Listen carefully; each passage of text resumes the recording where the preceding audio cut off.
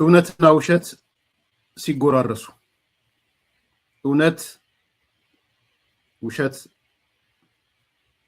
እውነትን ውሸት ስታግዛት ቅድም የጀመርኩትን አጠቃልለዋል።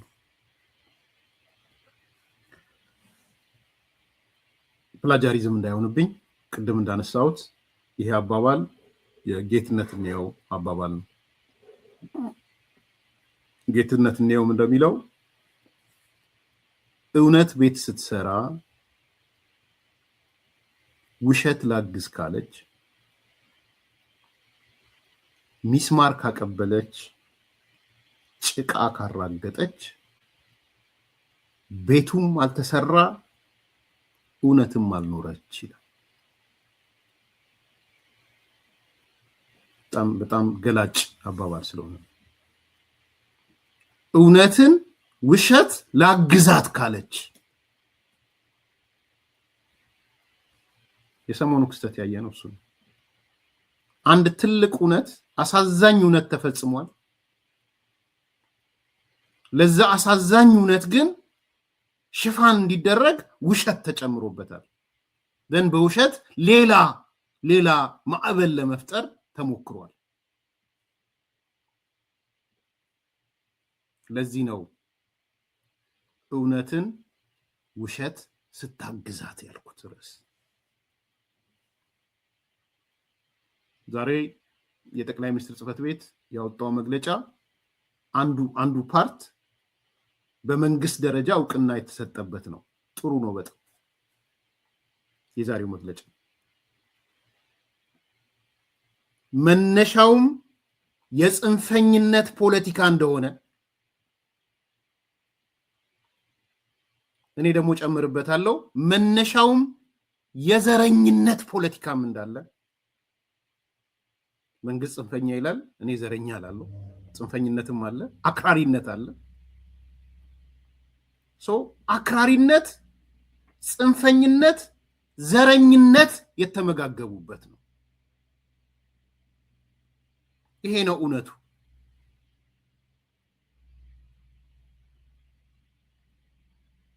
በዛሬው የመንግስት መግለጫ ላይ በግልጽ ተቀምጧል። ደግሞዋለሁ፣ የጠቅላይ ሚኒስትር ጽሕፈት ቤት መግለጫ በኦነግ ሸኔ አማጽያን በንጹሃን ዜጎች ላይ በተለይም በሃይማኖት ተቋማት ውስጥ ኢላማ ተደርገው የተፈጸሙ ጥቃቶችን ተከትሎ የቤተሰብና የወዳጆቻቸውን ሕይወት ላጡ፣ የአካል ጉዳት ለደረሰባቸውና የቤት ንብረታቸው ለወደመባቸው በአርሲ ዞን ለሚገኙ ወገኖቻችን ጠቅላይ ሚኒስትር አብይ አህመድ በኢትዮጵያ መንግስት ስም የተሰማቸውን ጥልቅ ሐዘን ይገልጻሉ።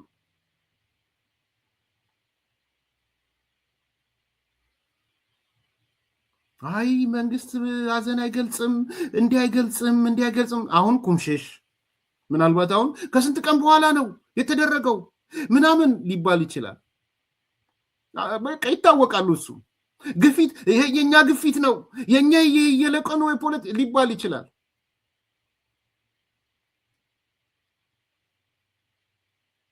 በመንግስት ስም ይቅርታ ተብሎ ሐዘን ተገልጾ ጥልቅ ሐዘን ተገልጾ ፈጻሚውም ተገልጿል። ኦነግ ሸኔ ነው ይሄን የፈጸመው።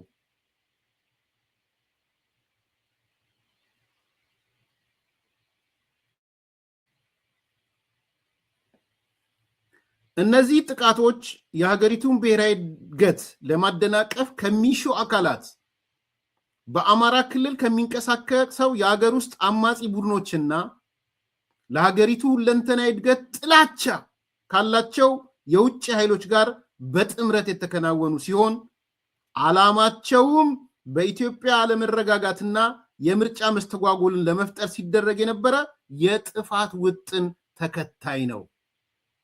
የተመጋገቡበት ነው። የኢትዮጵያ ታሪካዊ ጠላቶች፣ የሀገር ውስጥ ጽንፈኞች፣ ዘረኞች፣ ለኔ አክራሪዎች፣ ለኔ ሃይማኖትን ሽፋን ያደረጉ።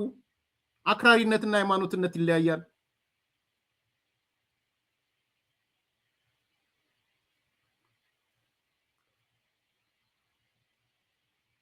መንግስት ሰባተኛው ጠቅላላ ምርጫ ያላንዳች ጸጥታ ችግር ፍትሃዊና አሳታፊ ሆኖ እንዲጠናቀቅ ከአንድ ዓመት በላይ የዘለቀ ልዩ ትኩረትና ዝግጅት በማድረግ በቁርጠኝነት ሲሰራ ቆይቷል። በሌላ በኩል የጥፋት ኃይሎች ከባዕዳን ጋር ጽምዶ የሚል ቁርኝት በመፍጠር እኩይ ዓላማቸውን ለማሳካት ሰፊ የጥፋት ዝግጅት ሲያደርጉ ቆይተዋል። አገራዊ ምርጫው እንዳይከናወን ሰፊ ርብርብ አድርገዋል። በተጨባጭም በቅድመ ምርጫና በምርጫ ወቅት የዜጎች የመምረጥና የመመረጥ መብትን ነፃነት ለመጋፋት ለማደናቀፍ አለን የሚሉትን የጥፋት እጅ ሁሉ ዘርግተዋል። እነዚህ የጠላት ኃይሎች በመዳጋገፍና በመናበብ አመፅና ሁከት ለማነሳሳት፣ ከተሞች በሽብር ጥቃት ለማወክ፣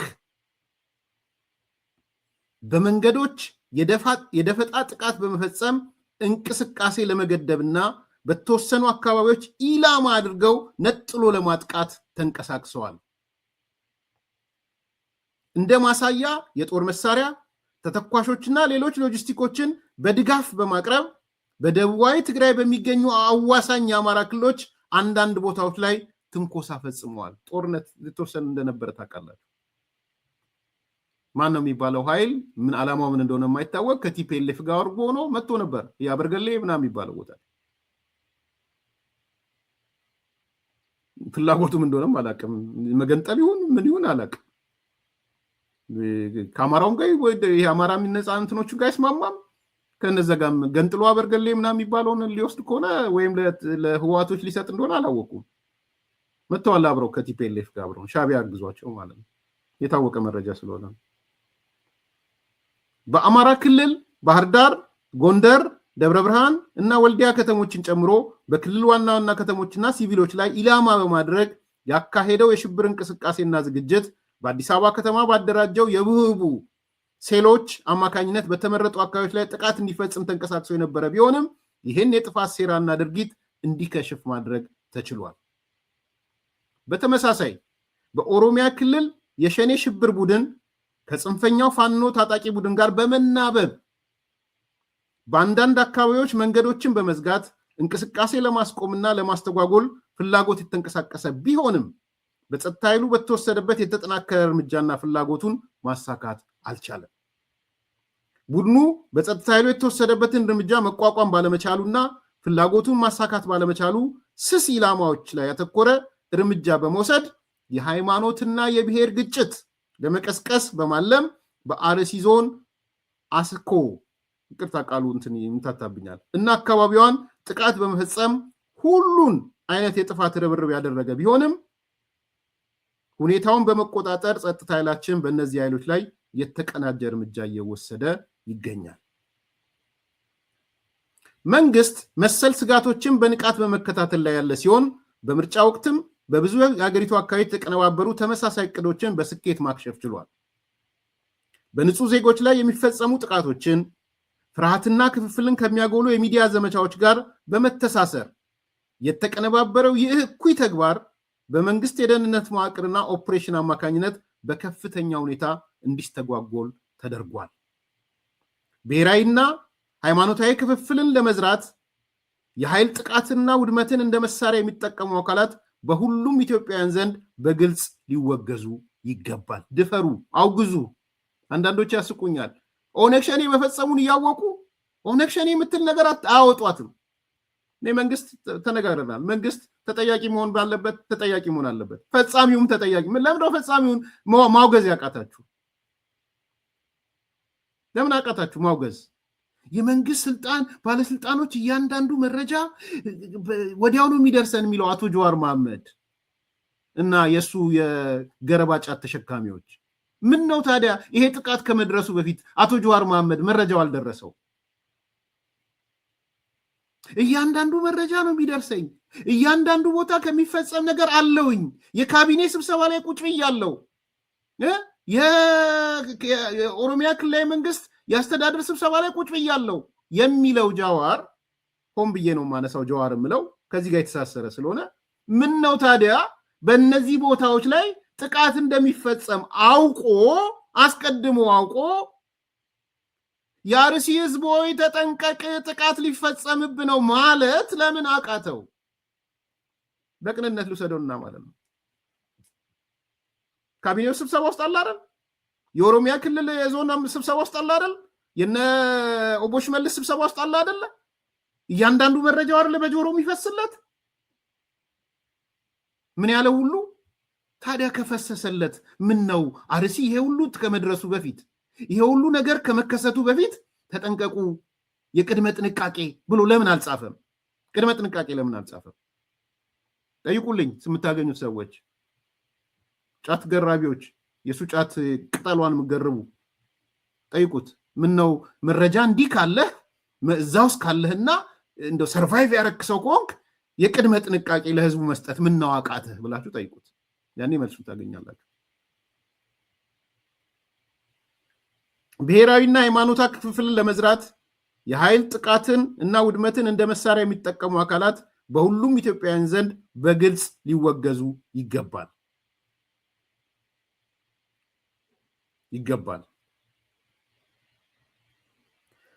መሰል ተግባሮች በኢትዮጵያ ውስጥ ምንም አይነት የወደፊት እድል እንደሌላቸው ለማሳየት የተቀናጀ ብሔራዊ ምላሽ በመስጠት ወሳኝ እርምጃዎች ይቀጥላሉ። የመንግስት የትኩረት አቅጣጫ ይሄ ነው ማለት ነው። ጥሩ ነው በጣም። በንጹሃን ዜጎች ላይ ጥቃት የሚፈጽሙ አካላት ድርጊታቸውን ምክንያታዊ ለማስመሰል ምንም አይነት የፖለቲካ ንግግር ቢጠቀሙ ወሳኝ ዓላማን እያሳኩ ሳይሆን ወንጀል እየፈጸሙ ሽብርተኝነት ነው።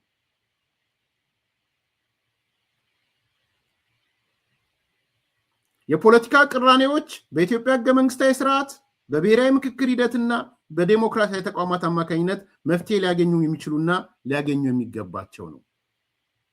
ጽንፈኝነት ግን በኢትዮጵያ ምድር ፈጽሞ ቦታ የለውም።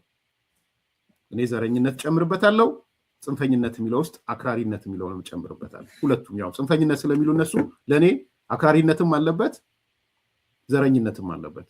የሃይማኖት አክራሪነት አለው፣ የብሔረሰብ የብሔር ዘረኝነት አለው አብሮ ነው። ይሄ ነገር ሆነ። ቅድም ያልኳችሁ እውነቶቹ ተቀመጡ።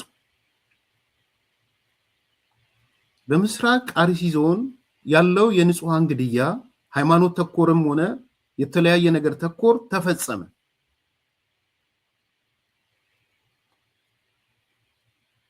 ዛሬ ጥሩ ነገር ያየ ነው።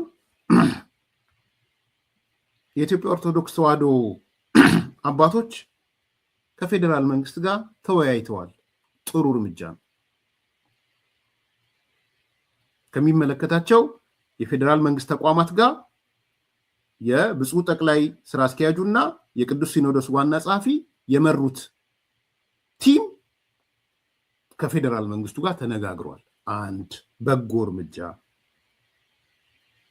ቀጠሉና ይሄው ቡድን ከኦሮሚያ ክልል አመራሮች ጋር በፕሬዝዳንቱ ጽህፈት ቤት ምክክር አድርገዋል። በጎ እርምጃ። ሁለት በፖዚቲቭ ነው የማይሆን። በፕሬዝዳንቱ ጽህፈት ቤት በኦቦ ሽመልስ ጽህፈት ቤት ማለት ነው የሃይማኖት አባቶቹ ተነጋግረዋል። እዛ ላይ የብልጽግና ፓርቲ ጽህፈት ቤት ኃላፊዎችም እንዳሉ ሰምተናል። ሁለት ሶስተኛ ሲኖዶሱ ጥናት ይዞ እንዲመጣ የመፍትሄ አቅጣጫዎች ይዞ እንዲመጣ ተነጋግረዋል። በጣም ጥሩ ነው። ዘላቂ መፍትሄ የሚያመጣ ጥናት ማለት ነው። እዛ አካባቢ ያለ ነገር ለአንዴና ለመጨረሻ ጊዜ ብይን እንዲያገኝ ምንድነው የኢትዮጵያ ኦርቶዶክስ ተዋሕዶ ሲኖዶሱ ምን አይነት ጥናት ነው ያለው? ምን ቢደረግ ነው? እንደ መንግስት ምን ያደርግ? እንደ ሃይማኖት ተቋም የኢትዮጵያ ኦርቶዶክስ ተዋሕዶ ደግሞ ምን ያደርግ? እንደሚሰራና እንደሚነጋገሩ ተስማምተዋል። የኦሮሚያ ክልላዊ መንግስትም የፌደራል መንግስቱም እርምጃ እንደሚወስዱ ተስማምተዋል። 4 በጎ ነገር ነው። ወንጀል የፈጸሙ እዚህ ውስጥ ያሉ ሰዎች እርምጃ ይወሰድባቸዋል። ማየት አለብን እርምጃው።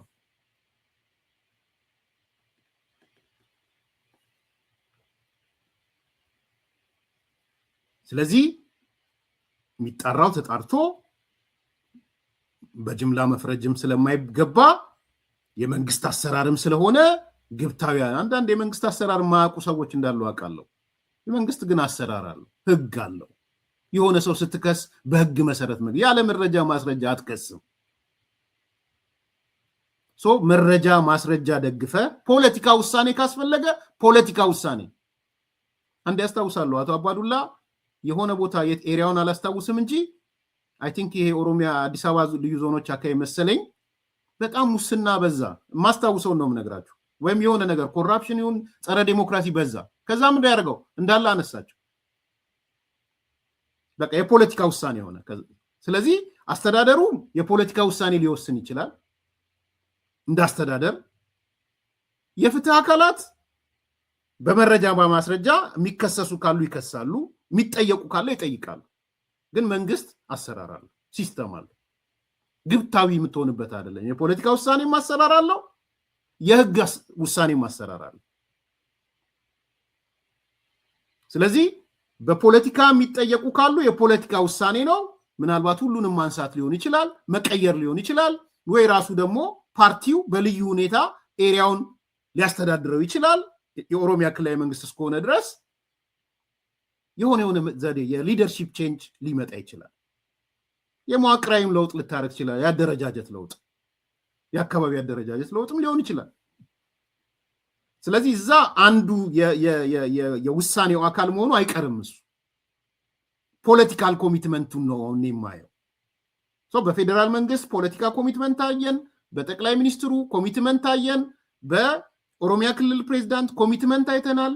የኢትዮጵያ ኦርቶዶክስ ደግሞ እንደው ብቻ በቃ የራሳችሁ ጉዳይ ሳይሆን ኃላፊነት ወስደው ፌዴራል መንግስት ጋር መሄዳቸው፣ ወደ ኦሮሚያ ክልላዊ መንግስት መሄዳቸው ይሄ በጣም በጣም ጥሩ እርምጃ ነው።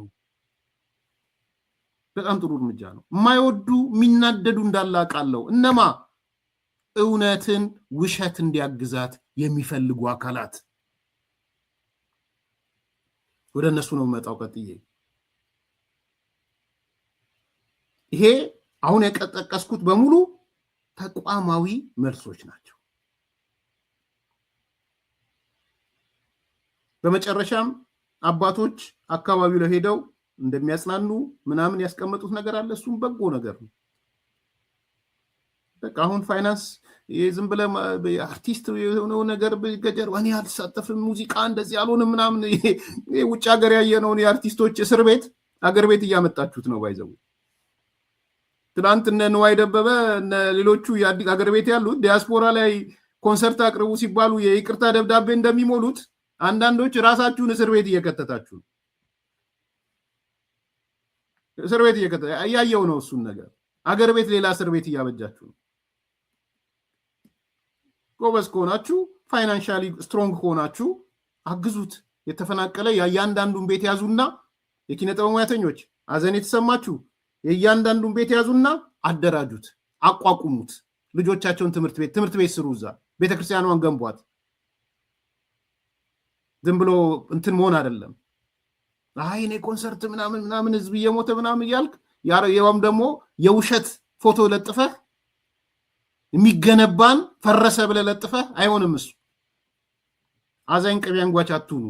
ከልባችሁ የምታዝኑ ከሆነ ፋይናንስ ካላችሁ አግዙ። ሂዱና ሰው ስጡን በሉና የኢትዮጵያ ኦርቶዶክስ ቤተክርስቲያን እዛ ሲሄዱ ይመልምሉ። ቤተሰብ ከመለመሉ በኋላ ይስጧችሁ። አያቅታችሁ። ሳያችሁ ፋይናንሻሊ ብዙዎቻችሁ ስትሮንግ ናችሁ። አግዟቸው፣ ያዙ።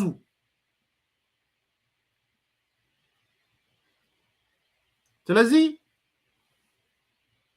ተቋማዊ በሆነ መንገድ ችግሩን ለመፍታት የተሄደበት መንገድ ጥሩ ነው። ለኔ በጣም ጥሩ ነው። በፍጥነት ግን መፍትሄ እየሰማን መሄድ አለብን። እርግጠኛ ነኝ ከዚህ በኋላ የመንግስት መለኪያውም የጠቅላይ ሚኒስትሩ የኦሮሚያ ክልላዊ መንግስትም ሌላውም ዋነኛ መለኪያው ከዚህ ጋር የተሳሰረ ይሆናል ማለት መወቀሱና ተጠያቂነቱ እንደተጠበቀው ነው ብያለሁ እኮ እኔ ደጋግሜ እኮ ነው የምናገረው። በዚህ መሃል ግምገማ ሲያደርጉ የሚወቀስ አለ ካለ የሚወቀስ ይኖራል ማለት ነው። መቀጣት ያለበት ይቀጣ እያልኩ እኮ ነው ወንድሜ። እኔም እኮ ጥርጣሬ ያለኝ እንደ ጋሽ ወንድሙ እዛ ውስጥ ሆነው ከጽንፈኛው ኃይል ከዘረኛው ኃይል የሚሰሩ ሰዎች ብልጽግና ውስጥ አሉ ብዬ እኮ እኔም አምናለሁ ወንድሜ።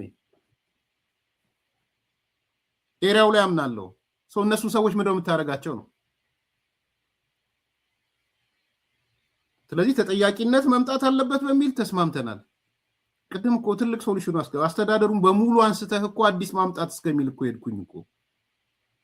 የኦሮሚያ ክልላዊ መንግስት ገምግሞ መዋቅሩ ችግር ካለበት መዋቅሩን በሙሉ ብድግ አድርጎ አንስቶ ሌላ አዲስ መዋቅር ማምጣት ሁሉ እስከዛ እኮ ሄድኩኝ።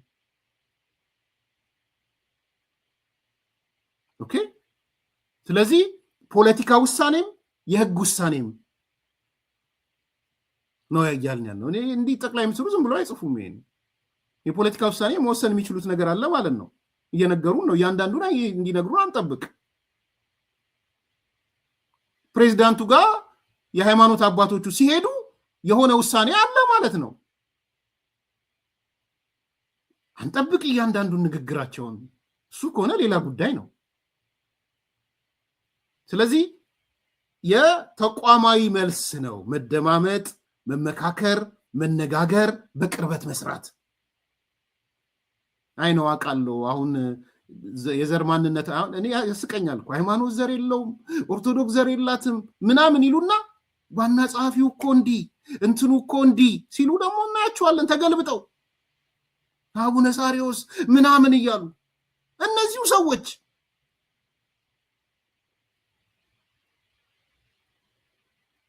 እኔ አቡነ ሳሪዎስ ከኦሮሚያ ክልል መንግስት ጋር ሰርተው መፍትሄ ካመጡ እናመሰግኖታለን። አቡነ ሳሪዎስ በደንብ ነው ማሰምረው። የእሳቸው የማንነት ታፔላ ለኔ ትርጉም የለውም። እሳቸውም ትርጉም ካሰጡት አላቅም፣ ትርጉም የለውም ለኔ። ግን በሱም ተመደቡ ብያላም።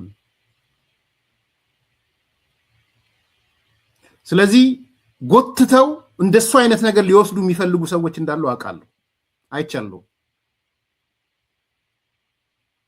ምንም ጥያቄ የለውም። የሆነ አካል ስብስብ እንደነበረ ምንም የአደባባይ እውነት ነው። ምንም ከአሜሪካ የሄደውን እንደው እንነጋገር አንዳንድ ነገሮች እኮ ትንሽ ደብቀ ነው እኮ ነው። ከአሜሪካ ይገባ ሲባል ቤተክርስቲያን ተይዞ ዋሽንግተን ዲሲ የላይ አርማጮ የታች አርማጮ ቤተክርስቲያን የለም። ኧረ ተው፣ አንዳንድ ነገሮች እኮ ይደበቅ ብለን ነው። የታች አርማጮ ቤተክርስቲያን የላይ አርማጮ ቤተክርስቲያን ስትባባሉ አልከረማችሁም? የታች አርማጮ የላይ አርማጮ ጋር ይሄዳል። ዋሽንግተን ዲሲ ተቀምጣችሁ ኧረ ተው፣ ግዴላችሁም ይቅር። እከሌኮ እንዲኛው ጎንደር ነው እከሌኮ እንዲኛው ጎንደር ነው የሚባል ለኛ አልነገራችሁንም? ለኛ እኔ እዚህ ሀገር መጥቼ ነው እንዲኛው ጎንደር ያወቅኩት። ከልቤ ነው የምላችሁ። እኔ ጎንደር ጎጃምም አላውቅም ነበረ። ፎርዛት ማተር ፖለቲከኛ ሆኜ እየኖርክ ማን ጎንደር ማን ጎጃም ማን ወንዶ ማን እሱን እንኳን አላውቅም ነበር። ጓደኞቼም እንደሱ አልነበሩ። እዚህ ስመጣ ነው ቤተክርስቲያን ሲባል የላይ አርማጮ ቤተክርስቲያን የታች አርማጮ እንዴ! የኦሮሞ የትግራይ የአማራ የሚባለው ቀርቶ የኢትዮጵያ የሚለው ቀርቶ የላይ አርማጮ የታች አርማጮ እነማን ናቸው መሪዎቹ? ፖለቲከኛ ከሌ እቴ የቱ ጋር ነው እምነት ያለው እስክል ድረስ? ይሄ እውነት የአደባባይ እውነት የዲሲ እውነት ነው። ይሄ ልንገራችሁ፣ በየቦታውም አለ ይሄ እውነት። አዲስ አበባ ሲገባ ከነሙሉ ጤንነት ነው የተገባው። አንተዋወቅም ተው ይቅር ሃይማኖት ጉዳይ ላይ መግባት ስለማልፈልግ ነው ይቅር እምለው የተብኳካ ነገር ነው ያለው የዘር ጉዳይ ከተነሳ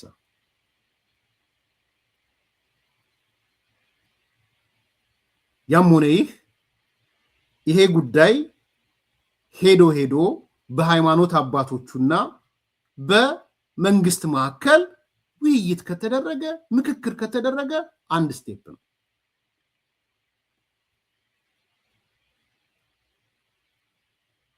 ኦኬ ይሄ በሆነበት ምን ተመለከትኩኝ ሳልናገረው ስለማለፍ ስለማልፈልግ ነው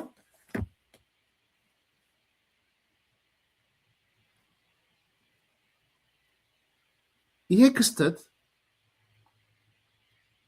አሁን ቀደም እንዳነሳሁት የመንግስት አካላትም ምላሽ መስጠት ሲጀምሩ መጀመሪያ ኦሮሚያ ክልላዊ መንግስት መግለጫው አሳማኝ ነው አይደለም መልስ ሰጥቷል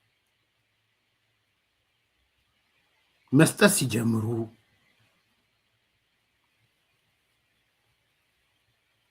ያልተጠበቁ የእስልምና አባቶች ኡስታዞች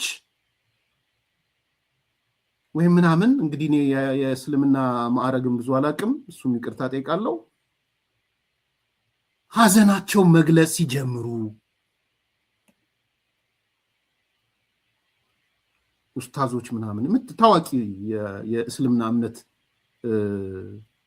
አስተማሪዎች መምህራን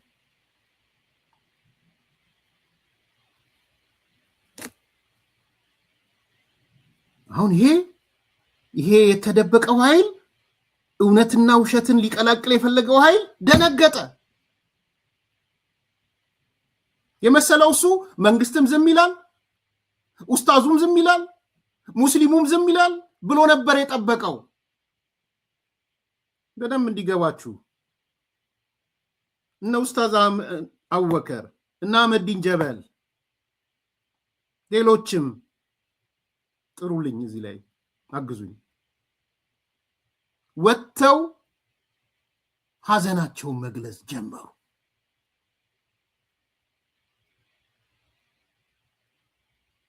ይሄ አክራሪው በኦርቶዶክስ ሽፋን የነበረው ኃይል ደነገጠ ለምን መንግስትም ዝም ይላል ኡስታዞችም ዝም ይላሉ ሙስሊሙም ዝም ይላል ደን እኔ ጨፍርበታለሁ ብሎ አስቦ ነበር እውነታው ይሄ ነው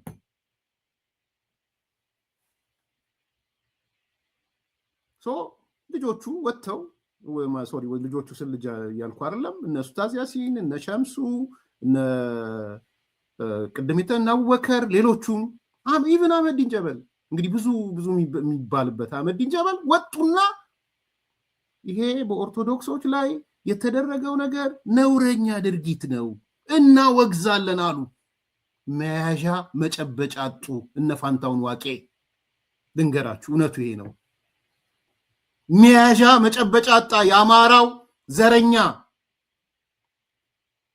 አማራና ኦርቶዶክስ አንድ ነው ብሎ መጽሐፍ የጻፈው አካል መያዣ መጨበጫ አጣ አማራና ኦርቶዶክስ እዚህ ውስጥ አንድ ነው አማራ ማለት ኦርቶዶክስ ነው ለዚህ መጽሐፍ የዚህ መጽሐፍ ባለቤት ማን እንደሆነ ታውቃላችሁ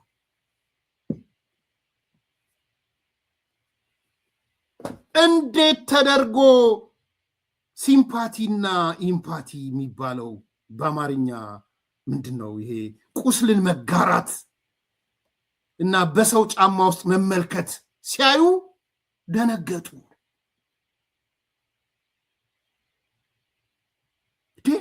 ቁስል ተጋሩ እንዴ እነዚህ ሰዎች እንዴ በጫማ ውስጥ ሆነው በኦርቶዶክስ ልጆች ጫማ ውስጥ ሆነው አዩት እንዴ ይሄን ነገር መንግስት መልስ መስጠት ጀመረ ቢኮዝ ታስቦ የነበረው እኛ አየሩን እንቆጣጠረዋለን ከተቆጣጠርን በኋላ ይሄው የት እነሱ አወገዙት የት እንደዚህ ያሉት ሊሉ ነበረ አጀንዳቸውን ነጠቁባቸው ከልባቸው ነው ብያምናለሁ ነው ኡስታዝ ከልባቸው ነው ብዬ ነው ማምነው። ፖለቲካውም ከገባቸው እሰየው።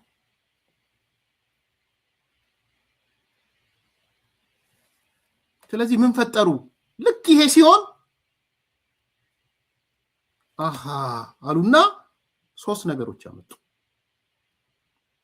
ጽንፈኛው ኃይል፣ አክራሪው ኃይል ሶስት ነገሮች ይዞ መጣ።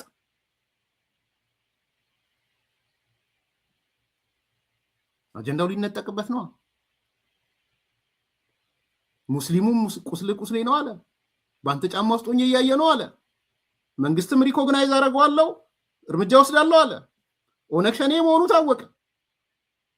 ደነገጡ። ኢቭን ኦኤምኤን ወጥቶ የጻፈውን አይታችኋል። የተሸነፈው የአማራ ጽንፈኛ የፋኖ ምናምን ብሎ ነው ኦኤምኤን የጻፈው። የጀዋር ሚዲያ ላስነብባችሁ እንዴ? የኔ አይደለም፣ የጀዋር ሚዲያ። ኦፍ ኮርስ እነሱ በዚህ መጽሐፍ ላይ ስልጣን ስንይዝ በጄኖሳይድ ከምንጠይቀው አንዱ ኦኤምኤን ነው ብለው ጽፈዋል። ይሄ መጽሐፍ የነ ፋንታውን ዋቄ ነው። ኦኤምኤን ወጣና ይሄ ድርጊትማ የከሰሩ የአማራ ጽንፈኞች ናቸው አለ። ጽምዶ ተበተነ በኦኤምኤን። የጀዋር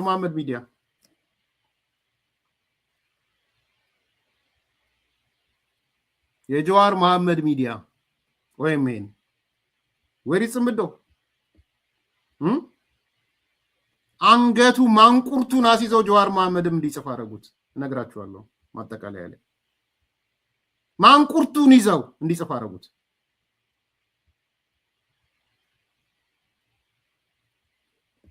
ኦኤምኤን ላንብብላችሁ። ኦኤምኤን ኦሮሞ ሚዲያ ኔትወርክ የአማራ ጽንፈኛ የፖለቲካ ቡድኖች በአርሲ ዞን ታጣቂዎች የፈጸሙትን ጥቃት ለፖለቲካ ዓላማ ለመጠቀም የሚያደርጉትን ሙከራ እንዲያቆሙ ተጠየቀ። ጽንፈኛ የፖለቲካ ቡድኖቹ በፖለቲካ ሜዳ የደረሰባቸውን ኪሳራ የሃይማኖት ካባ ደርበው ለማወራረድ የሚያደርጉት ሙከራ የተጎጂዎችን ፍትህ የሚያደበዝዝ መሆኑን ኦኤምኤን ያናገራቸው የእምነት ተከታዮች ገለጹ። ጽንፈኛው የፖለቲካ ቡድን ግድያውን እንዳጋጣሚ ተጠቅሞ ሐሰተኛ መረጃዎችን በማሰራጨት ጭምር ተጠምዷል። ለአብነትም ባህር ዳር አካባቢ የቅዱስ ገብርኤል ቤተክርስቲያን የሚያስገነቡን የአካባቢውን ምዕመናን የተለያየ ግንባታና የአምልኮ ቁሳቁሶች ወደ ግንባታ ቦታው በህብረት ሲያጓጉዙ የሚያሳየውና የቆየ ምስልን በአርሲ ውስጥ ጥቃት የደረሰባቸው ሰዎች አስመስለው ማቅረባቸው አሳፋሪ ነው። ይህ በተጎጂዎች የፖለቲካ ትርፍ ለማግኘት የሚደረግ ሩጫ ተጎጂዎች ፍትህ እንዳያገኙ የሚያደርግ ርካሽ ተግባር ነው። የአማራ ጽንፈኞች የፖለቲካ ቡድኖች እጃቸውን ከቤተ ክርስቲያን እንዲያነሱ ጠይቀዋል። የቀድሞ አይደለም ወንድሜ፣ አሁንም ገንዘብ ይከፈለዋል። እኔ እኮ የአሜሪካ መንግስት ያወጣው መረጃ ነው። አሁንም ኦኤምኤን ገንዘብ ይከፍለዋል ጀዋር ካገኘ። እርስ በርስ ተባሉ ልክ እዚህ ጋር ሲደረስ። ስለዚህ ሶስት ነገሮች ይዘው መጡ ለማጠቃለል። አንደኛ የቤተ ክርስቲያን ግንባታ የምዕመናን ርብርብ የሚደረግበትን እንደ ስደት ይዘውት መጡ። አንደኛው እሱን ያደረጉት። ሁለተኛ በጉዳዩ ላይ የግራኝ መሐመድን ታሪክ ሰነቀሩ። ዘመኑ የግራኝ መሐመድ ዘመን ነው ብለው የግራኝ መሐመድ ዘመን ሰነቀሩ። እኔ ግራኝ መሐመድ ጽፌዋለሁ። ታሪክ የሚጻፈው በአሸናፊዎች ስለነበር መዋቅራዊ ችግር አለ ሙስሊሞች ጋር ታሪካቸው ፕሮፐርሊ ተጽፏል ብዬ የዓለማመን ደረጃ ደርሻለሁ። ባይዘው ከማየው ነገር ተነስቼ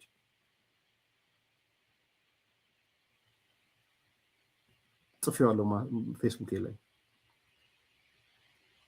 1984ን መነሻ አድርጌ ታሪክ የሚጻፈው በአሸናፊዎች ነው። ያ እውነት እየሆነ ነው። እኔ ብዙ የታሪክ ኢንተረስት ያለኝ ሰው አይደለሁም በነገራችን። ግን ታሪክ በአሸናፊዎች ስለሚጻፍ አሸናፊዎች ደግሞ ታሪካቸውን እነሱ ስለሚያጽፉ ሳም ሶርት ኦፍ የኢትዮጵያ ሙስሊሞች የሚያነሱት መዋቅራዊ ችግሮች ተጽፏል ብያለሁ ወይም ዲስቶርት ተደርጎ ሊሆን ይችላል። ድምዳሜ ላይ የለኝም። ምታግዙኝ አግዙኝ። በግራኝ መሐመድ ታሪክ ላይ ይሄንን ብታነብ ይሄን መረጃ ይሄን ማስረጃ የምትል ሰው አግዙኝ። በግልጽ ልጠይቃችሁ። addiscompass@gmail.com ላይ ላኩልኝ፣ አነባለሁ። ጊዜ ወስጄ የሚቀጥለው 3 ወር ላይ አንዱሱ የተዛቡ ታሪኮችንም ተዛብቷል ተብሎ የታሰቡ ማወቅ ፈልጋለሁ ፐርሰናሊ። ግን ምን ተደረገ? ቅስር ተደረገች፣ ተወሰደችን። ቅስር የግራኝ መሐመድን ታሪክ ዘንድሮ ተደገመ ብለው መጡ። አስቂኞቹ ደግሞ እነዚህ ሰዎች የጀዋር መሐመድ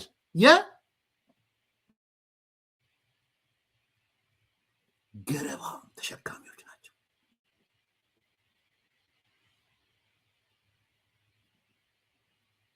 የገረባ ተሸካሚዎች፣ የጀዋር መሐመድ ገረባ ተሸካሚዎች አጀንዳውን የግራኝ መሐመድ ዘመን አደረጉት። እንዳልኩት ነው። እኔ ግራኝ መሐመድ መንበብ ፈልጋለሁ። ሙስሊሞች መዋቅራዊ የሆነ ጭቆና ውስጥ እንደነበሩ አውቃለሁ። ከመዋቅራዊ ጭቆና አንዱ የታሪክ ጭቆና ሊሆን ይችላል አላውቅም። ግን አይ ዋንት ቱ ሪድ። አይምሮዬ ክፍት ነው፣ ማንበብ ፈልጋለሁ። የተዘጋ ጭንቅላት የለኝም። ታሪክ ነው ያልኩት እኔ፣ አስተምሮት አላልኩም። የሃይማኖቱ አስተምሮት ታሪክ ሂስትሪ ነው። ሂስትሪው ፕሮፐርሊ ተጽፏል አልተጻፈም? ማጻፈው ቅድም ያልኳችሁ 1984 ካለ 1984 በቃ እውነቱ እሱ ነው። 1984 ነው። ስለዚህ ምንም ባያሳልሆን ማንበብ ማወቅ ፈልጋለሁ። መቼ ለታ ወይዘሮ ዶክተር ሆናለች መሰለኝ የትምህርት ሚኒስትር የነበረችው ተጨባጭ ምሳሌ ሆና ላይሆንም አላውቅም። ግን በጣም ምርር ብሎ ስትናገር ስላየው እኔም ውስጤን እንትን አለኝ። ገነት ዘውዴ ወይዘሮ ገነትን ፕሮፌሰር አስራት ነፍሳቸው ይማርና ዮዲት ጉዲት ብለዋታል። እና አይ ቲንክ ብዙ ጊዜ እንትን ስለሚሏት ህሊናዋን ጎርቷታል እሱ። አሁን አንድ ሳምንት አልፈውም ኢንተርቪዋ የወይዘሮ ገነት ወደ 3 ሴቶች ጋር ሆና ጥሩ ቃለ መጠይቅ ነው ባይዘው። እነ ሶሊያና ያለችበት፣ ወይዘሮ ገነት ዘውዴና ማናት ኢሃፓዋ ያለችበት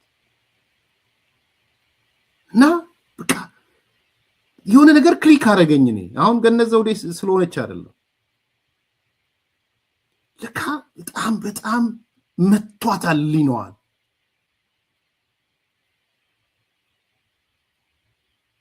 ምን አለች? እኔ አለች ለአመታት ዮዲት ጉዲት ስባል ኖርኩኝ አለች። ከዛ በኋላ ዮዲት ጉዲት ማናት ብዬ ሳጠና አለች ለካ ዮዲት ጉዲት ጀግና ናት። የተናደደችባትን ሴት ስታጠናት ሄዳ ጀግናውን አገኛቻት። ያ ዘመን የወንዶች ዘመን ስለሆነ ጀግንነቱ አልተወደደላትም ማለት። አሁን ስለ ዮዲት ጉዲት የማውቀው ነገር የለኝም። በግልጽ ወቁ። አይ ዋንት ቱ ሪድ። አንዱ አሁን ዮዲት ጉዲትን ነው ማንበብ ፈልገው። እንደዛ ብላ ተናገረች። ቁጭ ብዬ አለች ዮዲት ጉዲትን ማንበብ ጀመርኩ አለች። ደን ኮንክሉዥኗ ጀግና ናት ለካ። ይሲ አንዳንዴ እኔ የናትናኤል ከበደን መጽሐፍ አንብቡ ብዬም ሪኮማንድ አድርጌያለሁ። ናሂሊ ፕራይም ሚኒስትሩ ስለተናገሩ አይደሉም። እኔ ከምናምን በፊት ከናቲ ጋር እንገናኛለን። ናሂሊን አንብቡት። ምን ያህል የተደበቁ ታሪኮች ትሰማላችሁ፣ ትደነግጣላችሁ። ሌላ ጊዜ እናነሳዋለን። ናሂሊን አንብቡ። ኢትዮጵያ ያላችሁ ሰዎች አንብቡ። ማስታወቂያ ካስፈልገው እናቀርባለን። ማአት የተደበቁ ታሪኮች አሉ። ለምን? ቢኮዝ ታሪክ የሚጻፈው በአሸናፊዎች ነው። 1984 ስለዚህ አንደኛው ነገር ያደረጉት የግራኝ መሐመድ ታሪክ ሰውስ ኔጌቲቭ ስላለ ኦርቶዶክስ ውስጥ የሆነ ነገር ስላለ ይዘው መጡ። የጃዋር ገረባ ተሸካሚዎች ገረባ ስድብ አይደለም። ጫት አረንጓዴው አልቆ መጨረሻ ሲቀርህ እየቀጣጠብክ የምትሰጠው ማለት ጃዋር አልቆበታል። አሁን ቅጠል የለውም። የጫቱ ቅጠል የለውም። የወዳደቀውን ገረባ ነው እየለቀሙ እቺ ኳለች እዚህኛው እንጨት ላይ ያሉ የሚሰጡት ሰዎች ማለት ነው። ሁለተኛው ነገር እሱ ነው። ሶስተኛው የኦሮሚያ ክልልን በአጠቃላይ የገሃነም ምድር ብለው መጡ። የገሃነም ምድር ኦሮሚያ የገሃነም ምድር አላፈሩም ይህን ሲጽፉ ባይዘው ዋነኛ አማራ ዘረኝነት አራማጅ ሰዎች ኦሮሚያ የገሃነም ምድር ናት ብለው በጽሁፍ ምን ነው ታዲያ የገሃነም ምድር ከሆነች ምን ታረጋላችሁ ነው? ገብቷችኋል? እንትኑ አማራ ሆይ ምን ታረጋለህ እዛ የገሃነም ምድር እያሉት ነው። ኦፍ ኮርስ የገሃነም ምድር ከሆነ ምን ያደርጋል? 3 የተቀናጁ ፕሮጀክቶች ነው ይዘው የመጡት። 3 ነምበር 1 እደግመዋለሁ። የኢትዮጵያ ኦርቶዶክስ ምዕመናን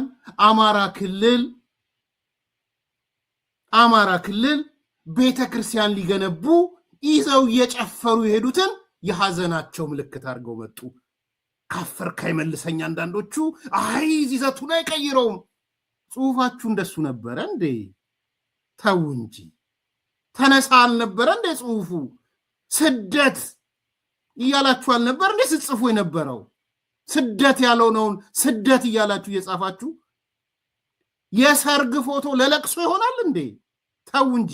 በተለይ የሃይማኖት ዕውቀት አለን ያለ የምትሉ በሃይማኖት ዙሪያ አለን የምትሉ የሰርግ ዘፈን ለለቅሶ ይሆናል? ለኔ የባህር ዳሩ የሰርግ ነው። ቤተክርስቲያን እየገነቡ እየጨፈሩ ነው።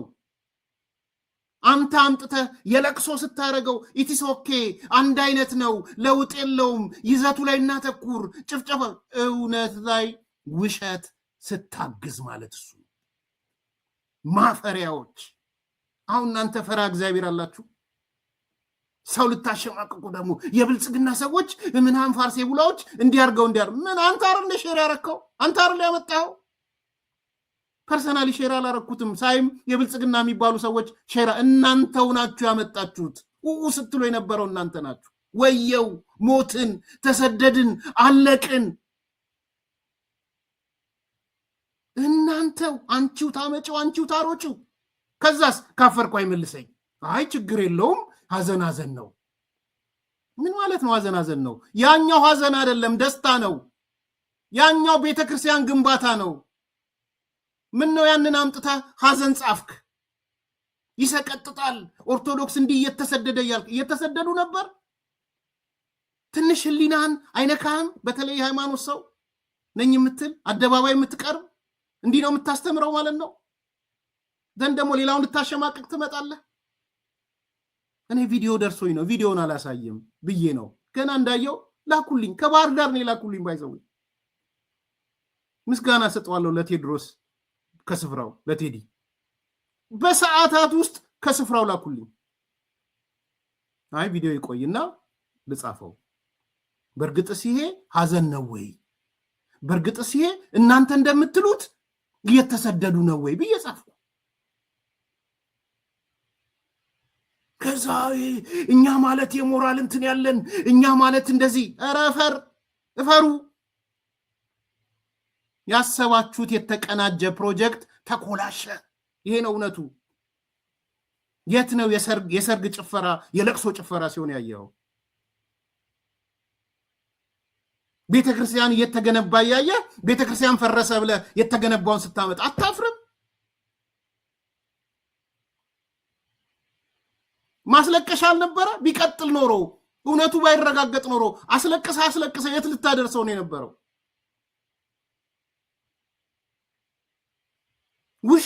ውሸት ዘን ውሸት ነው ትክክል አይደለም ይቅርታ ያጋራውት ነገር የሚል ከማስቀመጥ ይልቅ እነ ከሌ ናቸው ብልጽግና ምናምን ፋርሴ ቡላ ያመጡት ምናምን ማፈሪያ።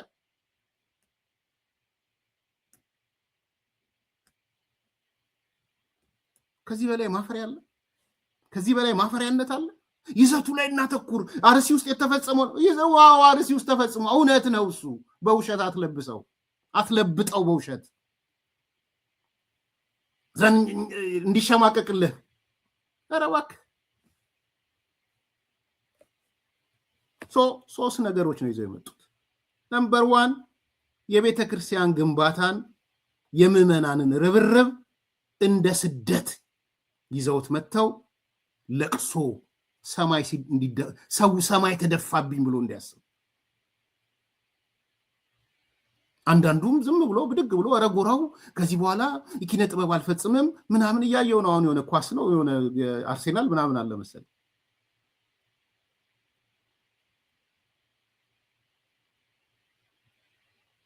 የት ሀገር ነው ማለት የደስታ ነገር ይዘህ ለሐዘን መጻፊያ ሲምቦሊክ የሚሆነው? ኧረ ፕሊስ እንዴ አይምሮ አለን እኮ።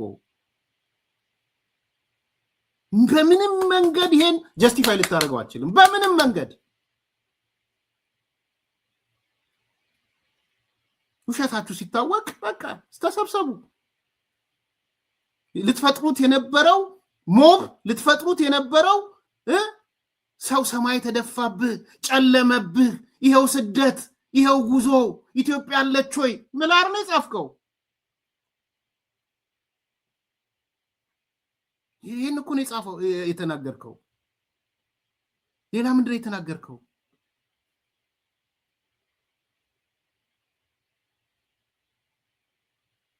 ስለዚህ የዚህ ድምር ውጤት በአንድ በኩል የቤተ ክርስቲያን ግንባታን በስደት መልኩ ማሳየት፣ በሌላ በኩል የግራኝ መሐመድ ታሪክን አምጥቶ ሲስተሚክ ነው ስርዓታዊ ነው ብሎ ማስፈራራት፣ በሌላ በኩል ደግሞ የኦሮሚያ ክልልን የገሃነም ምድር ማድረግ።